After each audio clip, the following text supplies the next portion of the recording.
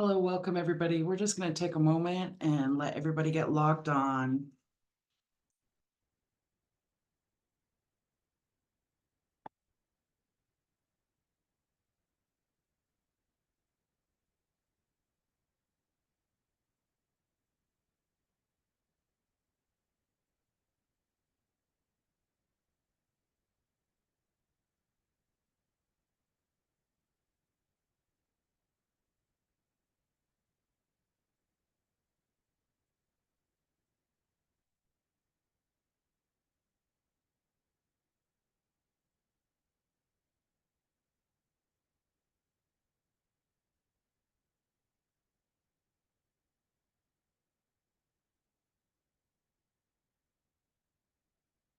Hello, thank you for joining us today. Welcome to the June Tribal Voices Matter Salmon Orca Project Speaker Series. Today we are hosting Rising Voices Youth Advocacy for Wild Waters. We'd like to welcome everyone, and I am your host, Angela Jackson. And before we proceed, let us take a moment to honor and acknowledge the ancestral lands on which we all stand. We recognize and pay respect to the Indigenous peoples and tribal nations who have been stewards on these lands for generations. The Salmon Orca Project firmly believes in the power of collaboration and unity. Through this webinar series, we aim to foster a platform where tribal leaders, community members, experts, and stakeholders from various backgrounds can come together and share experiences as we work toward innovative and equitable solutions. And I have with us today three guests. Lily Wilson from Idaho Conservation League. Lily Wilson is a third-year environmental science student at Boise State University, where her passion for nature and dedication to conservation are able to flourish. Lily co-leads the Youth Salmon Protectors and works as the youth engagement organizer for the university outreach at Idaho Conservation League, as well as sits on the Idaho Environmental Education Association board as a director. Lily's love for the outdoors extends beyond activism as she spends her free time painting wildflowers, embarking on hikes in the sawtooths, and climbing trees near the Boise River. Welcome to join us. Thank you, Lily. We also have with us today Ella Genveja, Idaho Conservation League. Ella is a rising junior at in high school and the youth engagement organizer at Idaho Conservation League. She is dedicated to environmental advocacy and community engagement, uplifting student voices as leader of her school's environment clubs. She has implemented sustainability initiatives. Ella is also a former Boise Youth Climate Action Council member, organizing impactful events and community projects to address conservation issues around Boise. Outside of her community involvement, she loves to hike with her dog, float the Boise River, and backpack all over the Pacific Northwest, motivating her to continue advocating for outdoor preservation. Thank you, Ella, for joining us. And we also have with us today Lindsay Pacina Little Sky, Youth Salmon Protectors. Lindsay studied environmental science, politics, and film at Whitman College. She also plays lacrosse and soccer for her school. She is an advisor for the Confederated Tribes of the Umatilla Indian Reservation Tribal Youth Council. She has been passionate about salmon conservation because salmon is vital to her community's culture. Last summer, she traveled with the Youth Salmon Protectors to Washington, D.C. to advocate for dam and breaching on the lower Snake River. Her goal is to restore a river to its natural free-flowing state, fostering abundant salmon populations. Thank you, Lindsay, for being here. And at this time, I would like to go ahead and turn it over to Lily for remarks.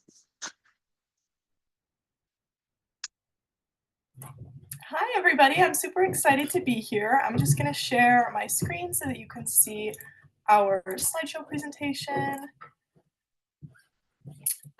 So as you heard, my name is Lily Wilson. I am a student at Boise State University and co-leader of the Youth Salmon Protectors.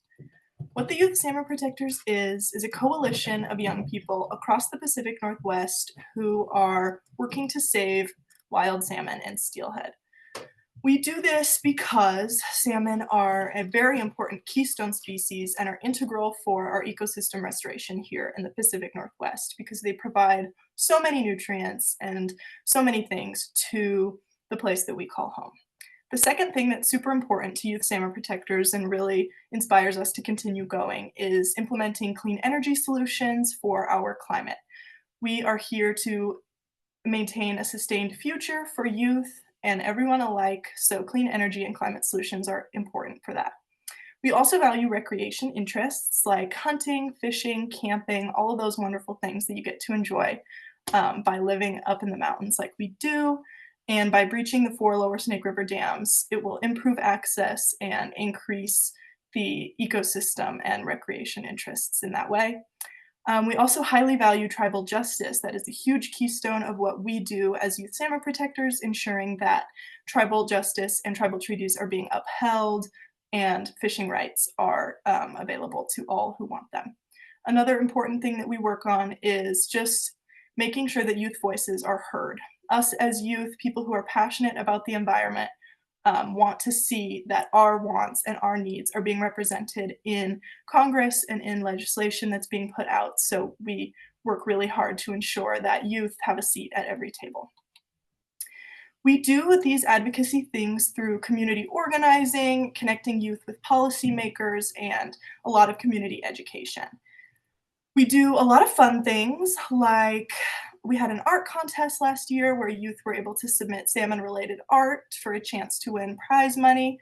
We do a lot of fun community art as well. Like you can see, we have some Youth Salmon Protectors members here creating salmon-related art in the ICL office. We do flotillas, which are really fun. People can make signs and float down the river. We had a benefit concert where proceeds went to support Youth Salmon Protectors. We also do a lot of community education, which includes visits to elementary schools and junior highs to get young people excited about conservation and understand how the salmon issue impacts them. In addition to these young children that we educate, we also do a lot of community events and tabling so that community members from all around the Pacific Northwest hear about what we're working on, can get a couple free stickers and pamphlets and fill out a postcard to their representative.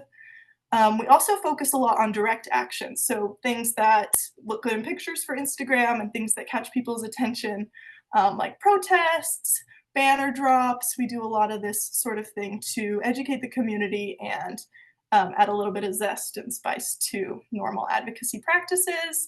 And then another big thing that we like to focus on is connecting young people with those who are elected to represent them. So we bring youth to congressional meetings to meet senators, governors, agencies, commissions, all sorts of things like that, not only so that young people get experience engaging civically, but also so that we can speak directly to those who are elected to represent us and tell them what is important to us. I'm going to show a short documentary that Patagonia did on Youth Salmon Protectors and what we're up to just a couple of years ago. It's just 3 minutes long, really short. When we were practicing, it was a little bit choppy, so I'm going to include a link to this documentary in the chat if anybody wants to watch it on their own time.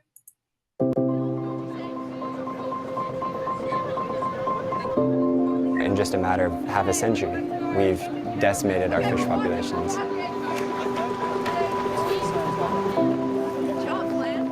My grandpa used to tell me stories. When he was younger, you couldn't walk across the river without stepping on a salmon. There were so many of them. They were huge. My name's Shiva. I'm 17 years old, and I'm very passionate about saving wild salmon. In the mid-1950s and 60s, 4 dams were built on the lower Snake River. There were already 4 dams on the Columbia River, and salmon had been surviving. With the additional 4 dams, salmon began declining. And with climate change warming the waters behind those dams, these fish are going extinct. These salmon are just sitting in that hot, silted water. In 10 years, if we don't change the dams, we're going to lose wild salmon populations. What that means is there's 137 other animals that are dependent on the salmon, And so if we lose the salmon, it's not just about the salmon anymore. It is an environmental issue that's going to affect all of us. I am the current co-leader of the Youth Salmon Protectors. We're just this group of kids who, we love the environment. We love going out and backpacking and fishing. For all of us, it's just about being able to protect these wild rivers that we grew up swimming in or kayaking on. I think the story of salmon has been told from this old white man's perspective. I think it's time that salmon and steelhead become an indigenous justice issue, become a youth issue. And I think our entire generation, we feel this sense of loss. We know something's missing in our rivers. We realize how important it is to make a difference. We have to breach the 4 Lower Snake River dams. That is the only solution.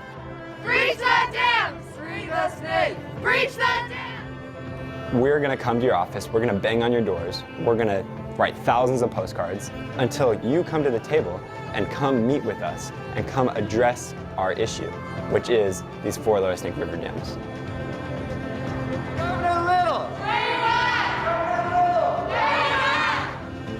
For me, removing the dams would be proving, people still have a voice.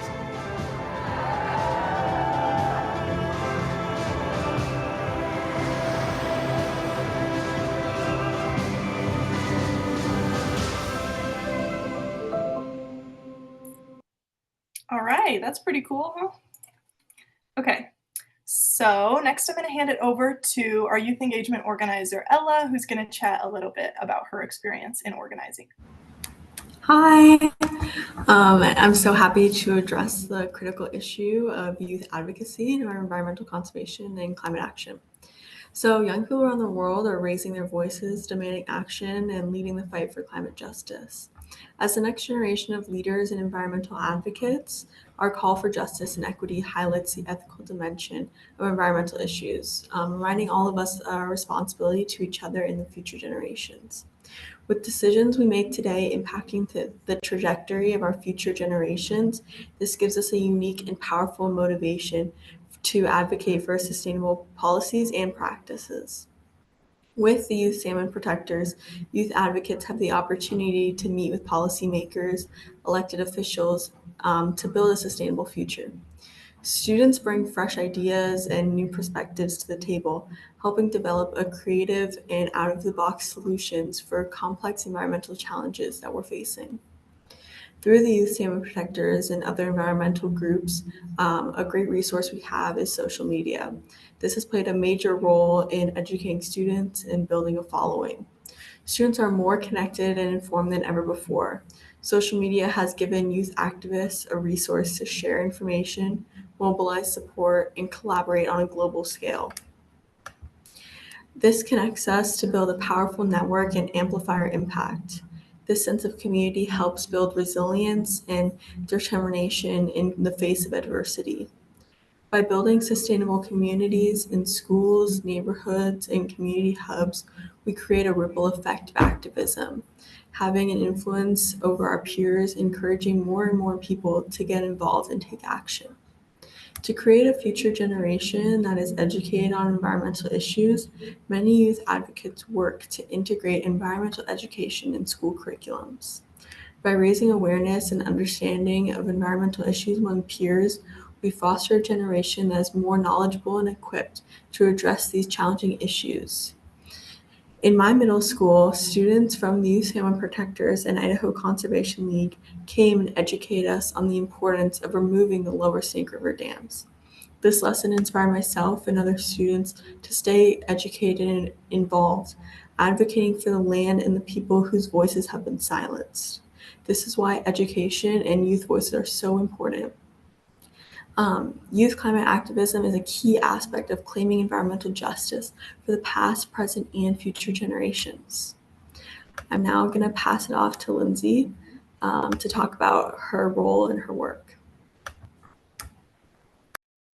Hi everyone, my name is Lindsay, and again, I'm an advisor for the Confederated Tribes of the Umatilla Indian Reservation Tribal Youth Council. And what this youth council is a cohort of youth from the ages 6th to 12th graders, and we offer this platform for youth to use their voices to advocate for changes that they're passionate about. And so prior to being an advisor, I actually was a participant and served on the council, and my peers and I advocated for the free-flowing river and to restore and protect our salmon here in the Northwest. So the Youth Council has been passionate about advocating for salmon conservation because surrounding the Columbia and Snake River are the plateau tribes that are raised with the Waikanish, the salmon. And with that comes the creation story that recognizes how the salmon gave up his body for our health and to sustain it offered us nutrients to sustain our health. And in return, it is, our responsibility to protect the salmon and its habitat, the river and the ecosystem. And so this is our way of life, this reciprocal relationship that we have with the salmon, the river, and the ecosystem. It's a promise. And so this is why, as youth, we collectively decided that we wanted to push this. And recently, we went with the Youth Salmon Protectors to Washington, D.C. And as youth, all we have are our experiences. And so when we went to lobby in Washington, D.C., and we spoke with representatives of Congress and individuals who represented the U.S. Army Corps, it was very important for our youth to speak up and use their voices. And so what we did is each youth, they shared their testimony, and it was very clear that our access to fish were being lost and that this altered our community's ability to sufficiently practice our cultural beliefs, overall depriving our youth from their traditional lifeways that our ancestors fought for. So some of the testimonies that were shared were about, as youth, they're constantly having to hear from their grandparents and their family about stories of how they used to fish on these sacred sites that are no longer available due to the flooding of dams. Hearing stories about how their grandparents and family would experience major salmon runs and being able to provide families in the community with such large amounts of salmon. And so with that, they would share that experiences, and each individual youth had a different experience. And when they shared that, they also shared the mental health aspect that comes with hearing those stories, having to understand as a youth that I, right at this moment, am not experiencing what my ancestors fought for. We are not experiencing sufficient salmon amounts to take care of our people. And so I think, as we have this literal topic of this webinar is, tribal voice matters. And I really would like to emphasize that because as Indigenous youth, as we hear these stories from our family and our grandparents, it creates a driving aspect in us because we want to not only, experience those things, but pass that on for our own children in the future to experience those ways of life, because that is specifically what our ancestors fought for. And here we are today continuing to fight that fight. And so, looking back at our trip to Washington, D.C., their testimonies made it clear that these government-built structures of dams are at fault for the decline of salmon.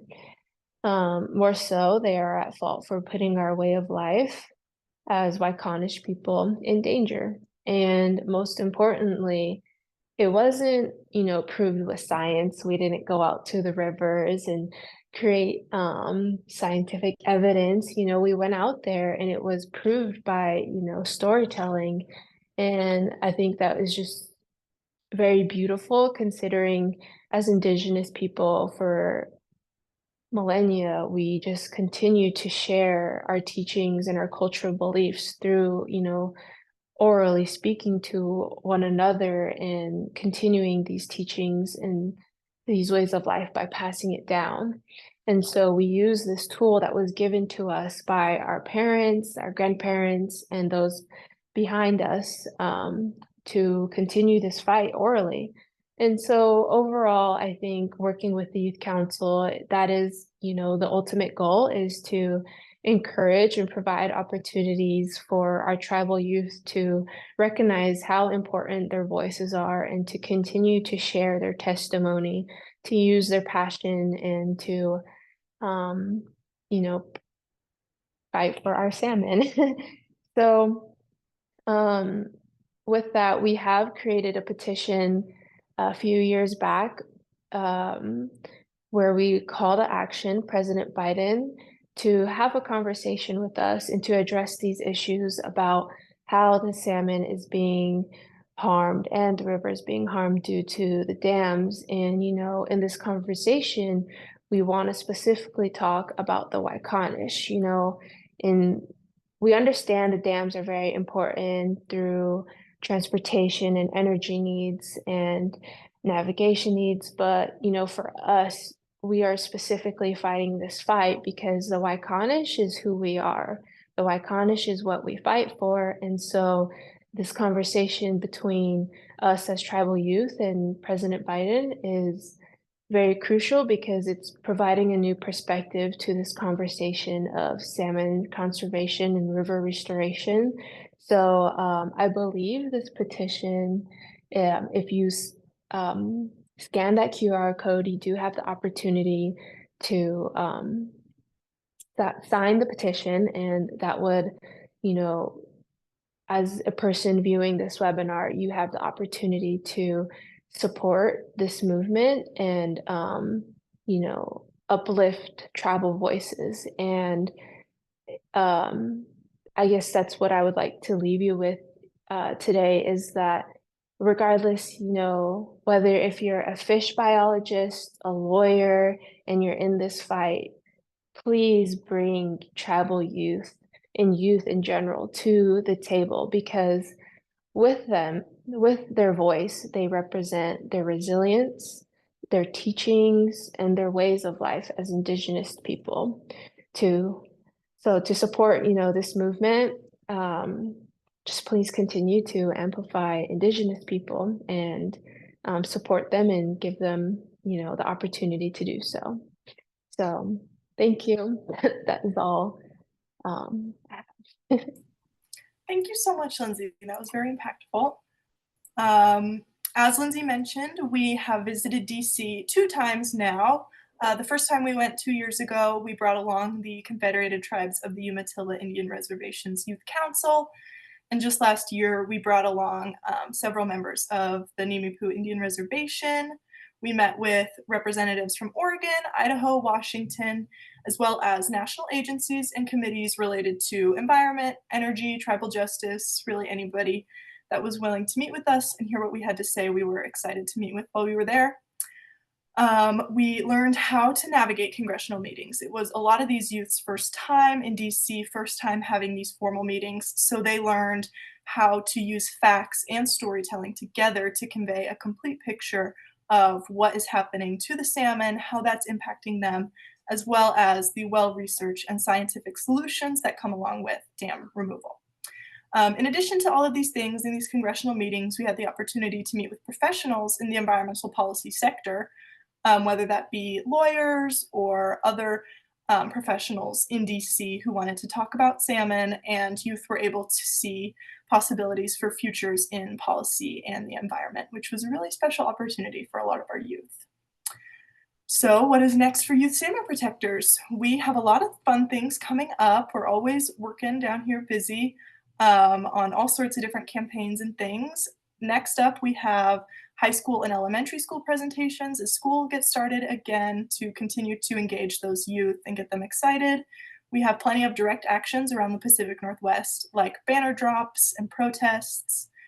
continued educational social media campaigns on our socials at Youth Salmon Protectors on Instagram if you want to give us a follow, as well as community engagement events and tabling opportunities to share our story and our reasons with the rest of the community across Oregon, Idaho, and Washington. So what can you do to help? If you are a young person or if you know any young people, definitely encourage them to look into Youth Salmon Protectors, to keep up with our Instagram, see what we're doing, get involved. Beyond that, you can always take action and reach out to your legislators. The following slide will have a QR code that takes you to Youth Salmon Protectors landing page, where you can find all sorts of resources for finding your legislator, how to contact them, writing a letter to the editor, all sorts of different things that can make a huge difference and inform your elected officials that you care about salmon, and this is something that they should focus on. So here's that. Feel free to contact us if you have any further questions. You can DM us on Instagram or find our emails through this QR code, or I believe we have a Q&A opportunity after this. So if you want to throw some questions in the Zoom, we would be super excited to answer those.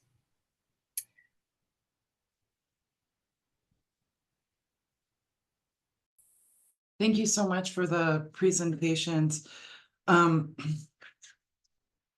And so I wanted to circle around. I did hear some of you touch up on some of the questions that I have, but I just wanted to go through and highlight some of the efforts that you've done. And so I wanted to circle back and give an opportunity for you to once more express how what inspired you specifically to get involved with these conservation efforts,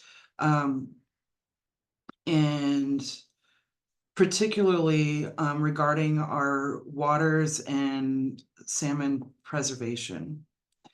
And so I think Ella in her presentation made it very clear. And so I wanted to circle back around and see if you could answer that for us once again, Lindsay. Yeah, I think like what inspired me to get involved was I'm very active like with my school's environmental programs and things like that, but I think I wanted to expand that on like a larger scale and maybe see like a bigger tangible impact. And so that's kind of why I started to do my work here. And I think that that's been really impactful for me and my personal growth and journey because I'm learning a lot. I mean, I'm new to Idaho Conservation League, and so it's been really educational. And so I'm really appreciating everything I'm learning. And so I think it's a growth mindset that's been driving my work and why I want to be so involved.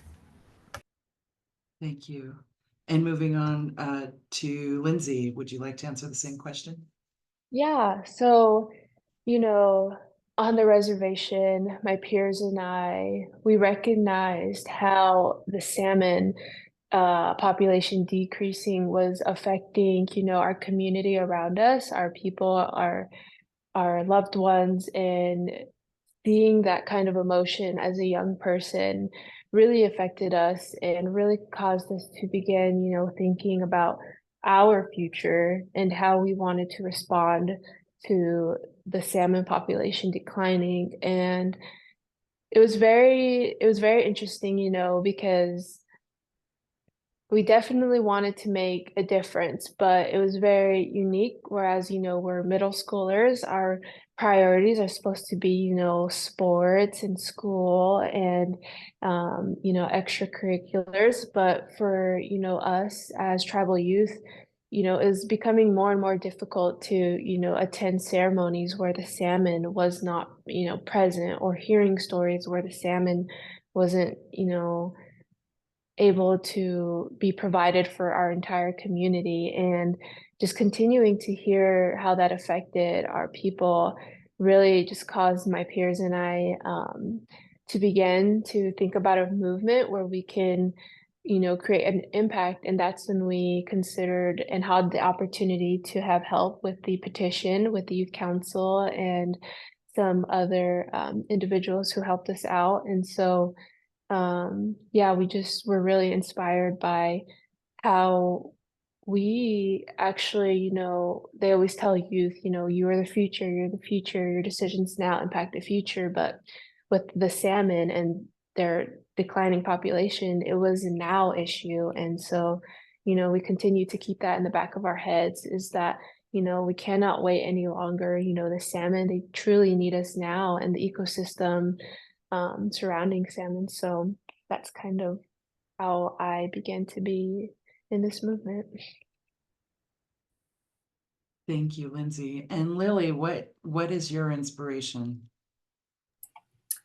I get asked this question a lot, and it used to really stress me out because um, although I grew up, camping and swimming and doing all these things in the Pacific Northwest, spending all my time in Idaho wilderness just playing around, I had never actually seen a salmon until last year. And it was something I had gotten involved in well before I had even seen salmon spawning in the wild or really had that deep connection to salmon themselves. But the thing about environmental conservation and salmon in specific is that just the fact that salmon are here on this earth and are providing so many things to so many people, like ecologically, culturally, even economically, salmon are worth saving in and of themselves. I don't think you need to have this grand personal connection necessarily. And while that is always great to have and can be super inspiring, just knowing that there are things that you can do and ways that you can help really made me want to get involved. And the more that I learned about salmon and the importance of them in so many different aspects of life, there was really no question to me whether or not I would get involved because they're so important and there's such a clear and evident solution that while it will take work to get done, will save so many things and just uphold the way that so many people live and sustain the places that we love most. So the more I learn about salmon, the more inspired I get by just how persistent and perseverant they are. And that's kind of how I started getting involved in what keeps me going in this work. Thank you. So speaking of opportunities to learn, I find that when I'm getting involved with something new, there's this sort of research sort of period that goes along, and at some point you get this epiphany a lot of times, I find.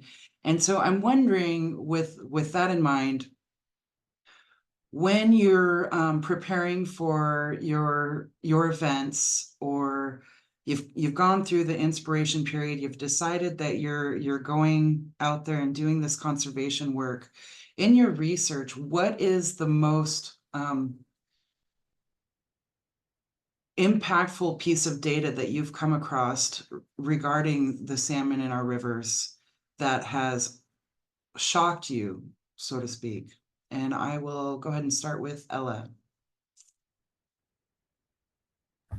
I wouldn't say like a piece of data perhaps, but I think like something that's been really inspiring is hearing like indigenous stories and things like that. And like that's been something that's like I think has been really inspirational to me and like been able to make like a connection to just like hearing other people's stories and things like that. But I wouldn't say there's like specifically a piece of data that I've like noticed has been like super inspirational to me perhaps, but I think maybe Lily will have a good little, maybe some data or something to add. I definitely can't come up with any numbers off the top of my head, but some information that really shocked me the first time I heard it was just the proportion of salmon that are left in the system versus what were here historically. Some studies even suggest less than 1% of historical runs are present to this day. So not only is this something that is like endangered, a listed species on the Endangered Species Act, but it is something that was once so like abundant in these areas that we know, and had the environment learned to rely on these fish so directly and so much. It's something like 137 species rely directly on salmon because they provide all of that nutrients. So when we look at a system that used to be full of salmon and now has less than 1% of historical numbers, it makes you wonder what this place looked like before those dams were put in. That's something obviously I wouldn't have experience with as a youth, but there are people that I've talked to, like Shiva mentioned in the documentary, that share stories from years ago before the dams were put in, that they saw these runs that were just river filling with salmon. And that's something that I want to see in my lifetime. That's something that I want to share with all other people because it's so impactful. Even just seeing one salmon, I saw one salmon last year. We went out to the river hoping that they would be spawning, and luckily they were. And just seeing that fish in the water laying her eggs after swimming 900 miles from the ocean, that's something that not everybody gets the chance to see, and something that I would love to share with everybody I possibly could. So hopefully getting those numbers back up, back to that 90, 100%, hopefully in a few years. They're pretty resilient fish, so we'll have to see. Lindsay, do you have anything? I would just have to agree with Ella and Lily is that in this conversation, the most impactful, data that you can receive is just like the experiences and testimony of individuals who had the opportunity to witness like the abundance amount of salmon. Because, as they visually, um, as they like explain their feelings to you, it's something you just can't, get with the numbers and the data. But, I think it's very interesting as a student now in college and, everything is database, and that's what is trusted. It's very interesting to see how like the numbers, for people who are for dams are trying to combat, these stories that are being like passed on. About these abundance of salmon and that it's like the same amount, but in reality, just from hearing those stories, it's not the same. So I just very interesting, and I will always appreciate the opportunity to hear about, our elders or anyone else who had the opportunity to witness those amounts of salmon within a run. So yeah. Great, thank you. So we have a few questions that are populating in the Q&A from the audience. I'm going to turn over and see if we can get through those. And so what arguments have you heard for not pursuing the breach of the Lower Granite Dam this coming November 2024? And how do you feel about such arguments to exhibit further patience for the salmon and salmon people that you represent? And we would like to start with Lindsay.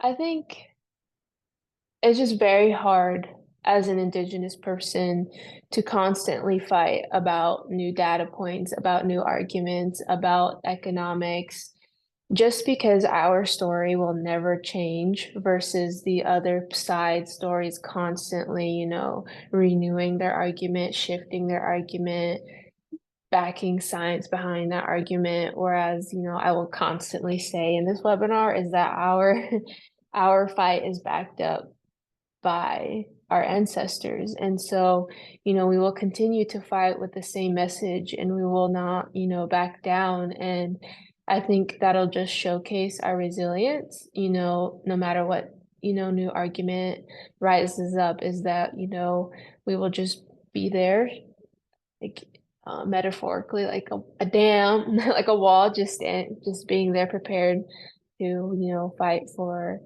that salmon. So yeah, it is very, frustrating, but, as long as our goal in the future is looking towards the future and hopefully breaking that down, we won't back down. And I can talk a little bit about the oppositional arguments to dam removal, specifically. So these dams provide several, I don't know the word, like commodities, like things that people want to use the dams for. The first one is energy. So these dams in particular provide around 4% of the region's power. So it's a pretty low number. And studies that have been done, like the Columbia Basin Restoration Initiative and other studies like that, show that 100% of the power produced by these dams can be implemented through alternatives like wind and solar.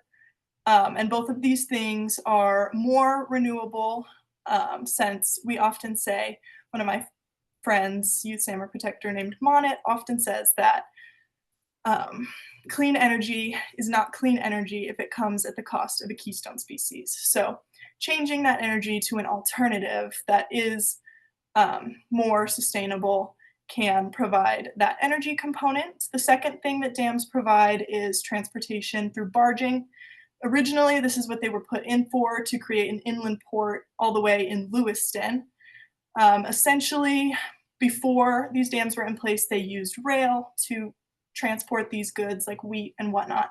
And that is something that we can continue to do after these dams are removed. So we would just have to update rail systems and provide a few more routes that would end up being more cost effective over time, because 70% of wheat transport has already been transferred from barging to rail because it just is a little bit more cost effective.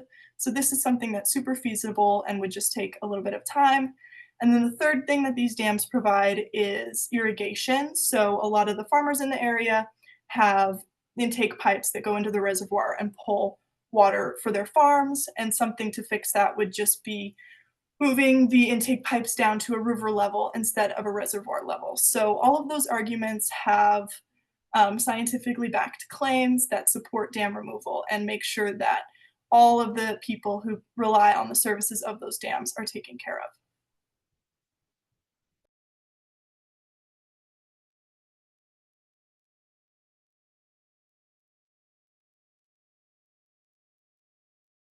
And our next question is, what is your favorite part about being involved in Salmon Youth Protectors? Ella.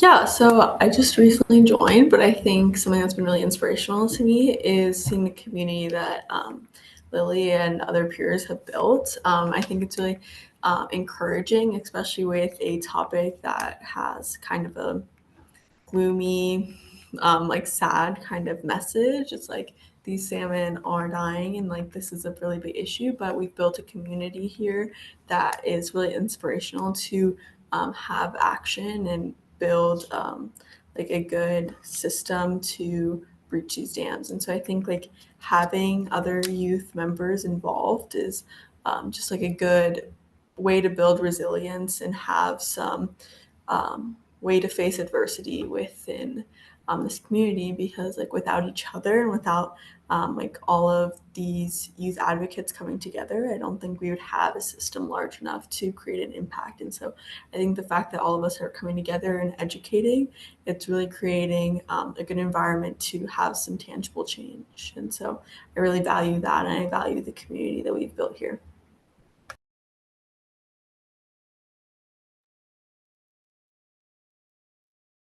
Thank you. And your favorite part, Lily? I think I would have to build on Ella's a little bit and completely agree with her. With an issue like this that's been going on for so long, and people have been fighting for decades, it can feel really discouraging to become a part of this issue and feel like the work that you're putting in might not go anywhere because people have spent lifetimes advocating for dam removal, which is really upsetting to hear. But something that is super special about youth salmon protectors is that we bring a sort of liveliness, I think, to advocacy that is really fun. Um, like art contests and just meeting with other people your same age who are passionate about the same things you are in a room just makes you feel so supported and so excited, like there's no challenge that you could face in the world because you're surrounded by all of your best friends and you're doing things that are exciting, and even fun. Like congressional meetings are really fun, as equal as hard as they are. It's always really exciting to get out there and know that you are making a difference, whether or not there's a ton of movement on the issue. So just being surrounded by a community of young, passionate people is by far my favorite part about being a youth salmon protector. Did you have any input about your favorite part, Lindsay? I would just specifically say like the ability to lean on one another, youth salmon protector community or youth council community, I think is very special and unique and something I'm really grateful for because you're always going to uplift one another because you're fighting the same fight. So I really appreciate that very much so. And if it was okay, I would like to add something on to the last question that I forgot to mention. But basically, the argument about navigation and energy that comes, we have to face those arguments. But I would say the tribes here in the Northwest are very adaptive into the sense that we will work with you, but at the same time, we will prove to you also that we can replace this energy and we can find other methods to survive without these dams. And it's currently being done and proven right now with the Nez Perce tribe.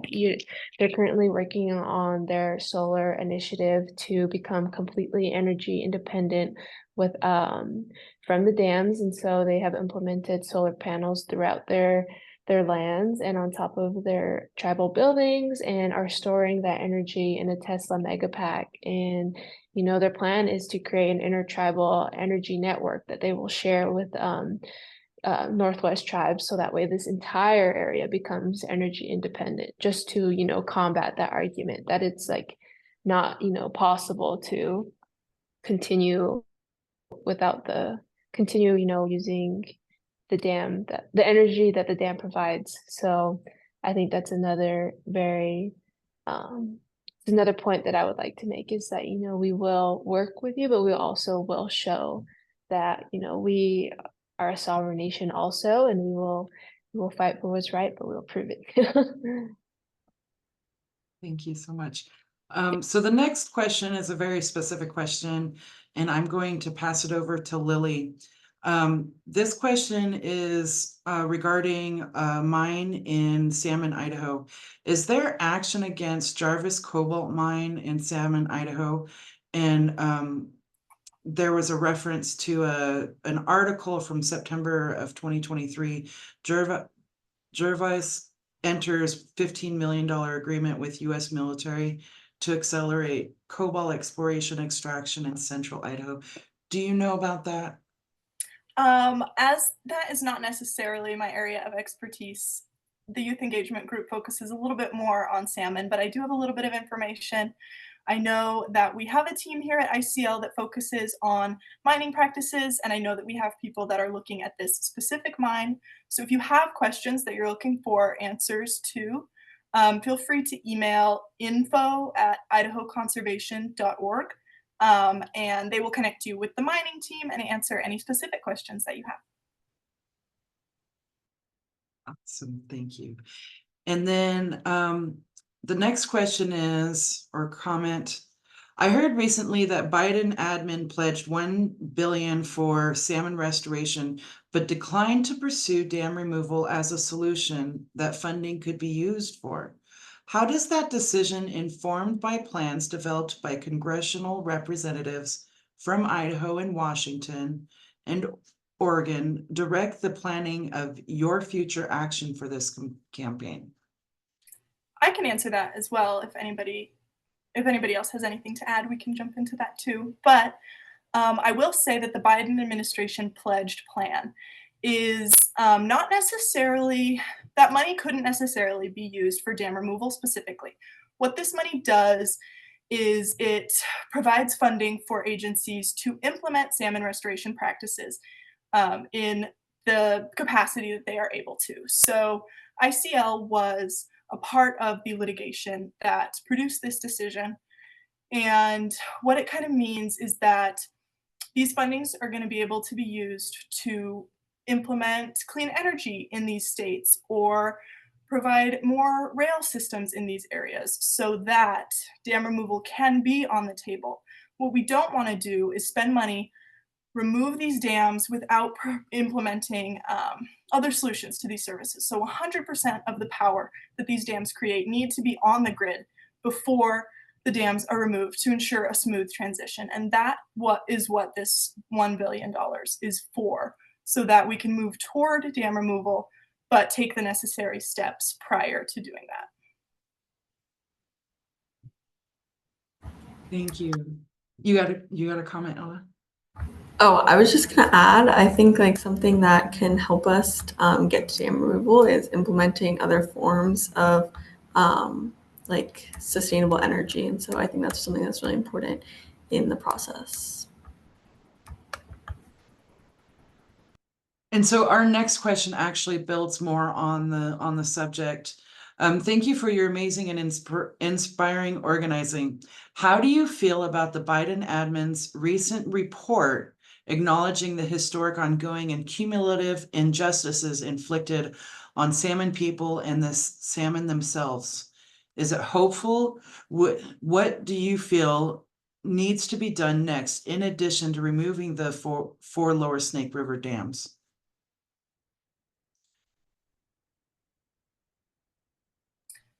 Lindsay, I think your perspective would be valuable on this if you've read through the report. I will just start by saying that I don't think any impact, I think a small percentage of the impact on Indigenous peoples with these dams could be represented in a report, but I will say that it is significantly larger than what was provided, and those pains will just find their way into many facets of their culture. And so that is something that I think could always be elaborated on no matter what. But Lindsay, if you have any comments. Yeah, just to add on what Lily said, I think it's, it's very hard as an Indigenous person because in a sense it is recognizing, I don't know, validating, recognizing, the generational trauma, that we have received as Indigenous people because of how the dams have hindered our ability to practice our culture, sufficiently. And excuse me. So I think I'm not sure how to feel like personally, as in it's like, is it hopeful or is it not? But I do think, it serves our CRITFIC, our Columbia River Intertribal Fish Commission chair, said it best, is that it, serves as a foundation for a future analysis of their actions or funding involved within the hydro system and the salmon and tribal resources within the basin. And so I think that's going to be a good tool to rely on, is that we can, begin to, think about how we want to move forward with this statement and how we would like to recognize and how we like to just in general just consider sustainable practices that would remove or help remove the dams, replace the dams. Sorry.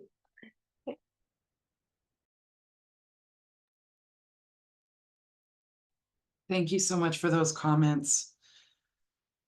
I think we have time for maybe one last question. Does the decay of Idaho's forests and the carbon sequestration consequently lost seem to be related to the loss of salmon returns in Idaho? And if so, how?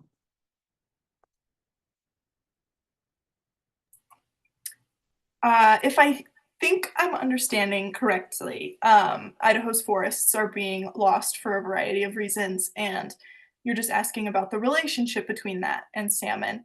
I think, although I don't have a prepared answer or anything specific to say, but I will add that I think one important factor is that when the dams were first put in place and that reservoir was filled, all the land surrounding the river was lost. So a lot of trees, a lot of plants and things like that were overtaken by the reservoir. So that's definitely something to note that goes hand in hand with salmon restoration. And then another component of that, thinking about how salmon are a keystone species and do provide so many nutrients for the ecosystem, with that immense decline in salmon population, you're going to have a significant decline in nutrients in the system as well. And many trees rely on that nutrients to grow big and strong. There's been plenty of studies done. One in particular studied like nitrogen that was found at the very top of trees near salmon rivers. And this nitrogen was ocean derived. So this was something that trees not necessarily would have from the environment that they are actually in, but because salmon go to the ocean and return to their original homeland up in Idaho, far from the coast, that marine derived nitrogen spreads throughout, and the trees are able to pick that up. So trees and salmon go very close together, and I think the decline of salmon definitely impacts our forests. I also want to add, like, when salmon are like at the end of life, they are being composted, and that also helps like forests and helps like the lands and things like that. And so that can also be a good resource to look into.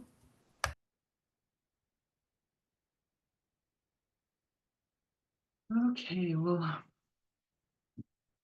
I think that is going to be everything for our questions and our discussion that we have here today. Would any of you like to provide any closing remarks? I just want to thank everybody for attending and hearing what we have to say. I think a super important component of uplifting youth voices, the first step is always going to be listening to them. So I hope everybody learned something and took something away from this. My big point that I always like to make is that not only are youth the future of salmon, of the environment, of everything, but we also can be leaders today. We can do things, we can make a difference as youth, as college students, as high school students. So when you're taking the time to educate young people in your life about the past or about things that you've learned, make sure to ask if they have anything to add or any expertise, because we're always excited to share our part and excited to learn from all the experts. I think also something to kind of cue into is like staying educated and being kind of in the know. And so I think doing like a good resource to do that is like through our social media pages. And so following those or like looking at the QR codes that were given. And also we have the Patagonia documentary in the chat. And I think those are great resources. Definitely just adding on, I completely agree with Lily and Ella, but additionally be just aware about the indigenous history that, resides within this area or that we are specifically talking about, and how it does play a major role in this conversation. Invite indigenous perspectives to your table, youth.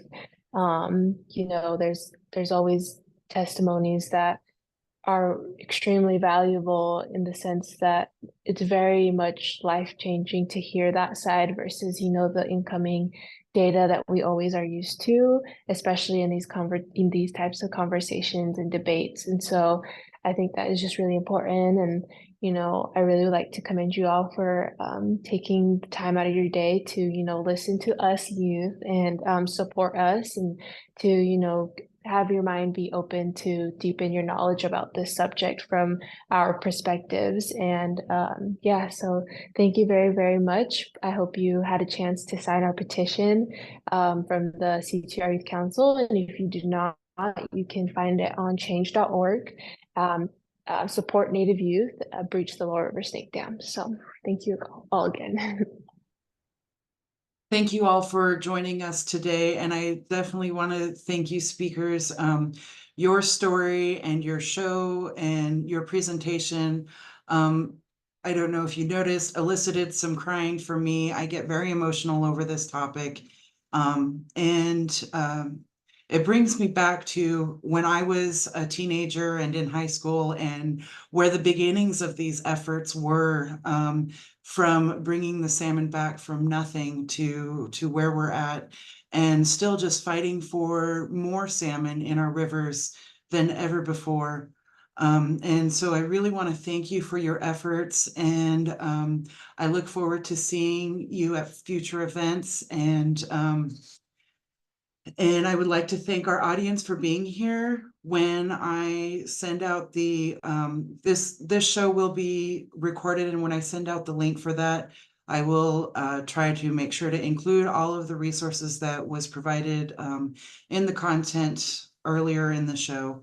And as always, for more information, you can also go to the Salmon Orca Project website, YouTube, and Facebook pages as well. Thank you so much for joining us, and have a good day. Yo Kolo.